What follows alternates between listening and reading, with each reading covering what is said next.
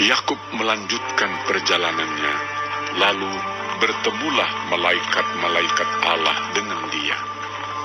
Ketika Yakub melihat mereka, berkatalah ia, "Ini bala tentara Allah." Sebab itu dinamainyalah tempat itu Mahanaim. Sesudah itu Yakub menyuruh utusannya berjalan lebih dahulu mendapatkan Esau, kakaknya, ke tanah Seir, daerah Edom. Ia memerintahkan kepada mereka, "Beginilah kamu katakan kepada tuanku, kepada Esau. Beginilah kata hambamu Yakub. Aku telah tinggal pada Laban sebagai orang asing dan diam di situ selama ini. Aku telah mempunyai lembu sapi, keledai dan kambing domba, budak laki-laki dan perempuan.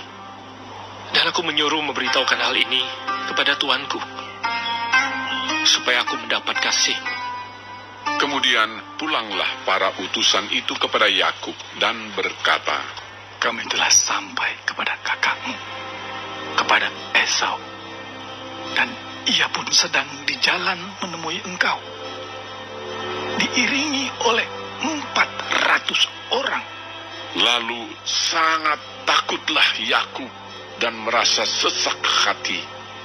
Maka dibaginyalah orang-orangnya yang bersama-sama dengan dia, kambing dombanya, lembu sapi dan untanya menjadi 2 pasukan. Sebab pikirnya, Jika Esau datang menyerang pasukan yang satu, sehingga terpukul kalah, maka pasukan yang tinggal akan terluput. Kemudian berkatalah Yakub, Ya Allah nenekku Abraham, dan Allah ayahku Ishak, ya Tuhan, yang telah berfirman kepadaku, ulanglah ke negerimu, serta kepada sanak saudaramu, dan aku akan berbuat baik kepadamu. Sekali-kali aku tidak layak untuk menerima segala kasih dan kesetiaan yang kau tunjukkan kepada hambamu ini. Sebab aku membawa hanya tongkatku ini waktu aku menyeberangi sungai Yordan ini. Tetapi sekarang telah menjadi 2 pasukan. Lepaskanlah kiranya aku dari tangan kakakku, dari tangan Esau, sebab aku takut kepadanya. Jangan-jangan ia datang membunuh aku, juga ibu-ibu dengan anak-anaknya.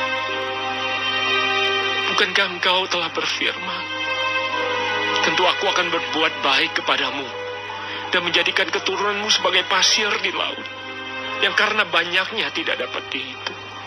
lalu bermalamlah ia di sana pada malam itu. Kemudian diambilnyalah dari apa yang ada padanya suatu persembahan untuk Esau, kakaknya, yaitu 200 kambing betina dan 20 kambing jantan, 200 domba betina dan 20 domba jantan, 30 unta yang sedang menyusui beserta anak-anaknya, 40 lembu betina dan 10 lembu jantan, 20 keledai betina dan 10 keledai jantan. Diserahkannyalah semuanya itu kepada budak-budaknya untuk dijaga, tiap-tiap kumpulan tersendiri, dan ia berkata kepada mereka, Berjalanlah kamu lebih dahulu, dan jagalah supaya ada jarak antara kumpulan yang satu dengan kumpulan yang lain. Diperintahkannyalah kepada yang paling di muka. Apabila Esau, kakakku, bertemu dengan engkau dan bertanya kepadamu, siapakah tuanmu, dan kemanakah engkau pergi, dan milik siapakah ternak yang di depanmu itu? Jawablah, milik hambamu Yakub. Inilah persembahan yang dikirim kepada tuanku Esau, dan Yakub sendiri pun ada di belakang kami. Begitulah diperintahkannya, baik kepada yang kedua maupun kepada yang ketiga, dan kepada sekalian orang yang berjalan menggiring kumpulan hewan itu.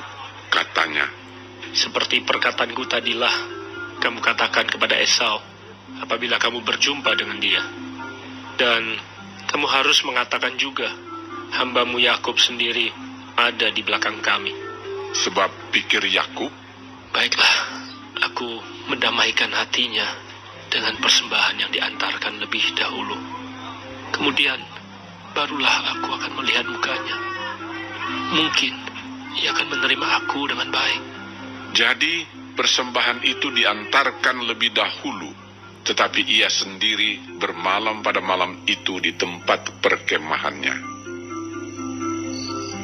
Pada malam itu, Yakub bangun dan ia membawa kedua istrinya, kedua budaknya perempuan, dan ke-11 anaknya, dan menyeberang di tempat penyeberangan sungai Yabok.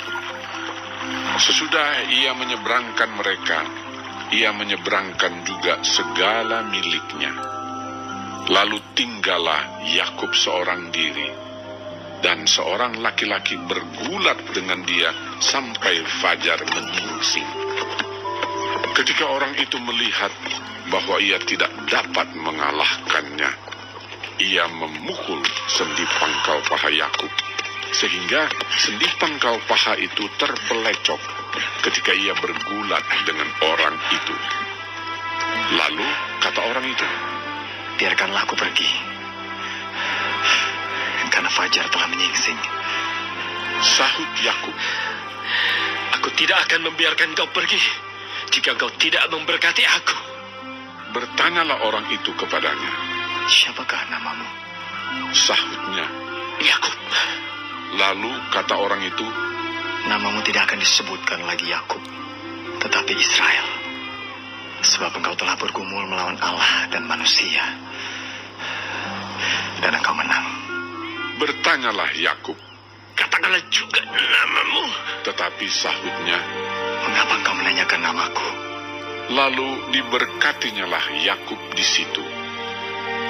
Yakub menamai tempat itu Peniel, sebab katanya, Aku telah melihat Allah berhadapan muka, tetapi nyawaku tertolong. lalu tampaklah kepadanya matahari terbit ketika ia telah melewati Peniel, dan Yakub pincang karena pangkal pahanya. Itulah sebabnya sampai sekarang orang Israel tidak memakan daging yang menutupi sendi pangkal paha, karena dia telah memukul sendi pangkal paha Yakub pada otot pangkal pahanya.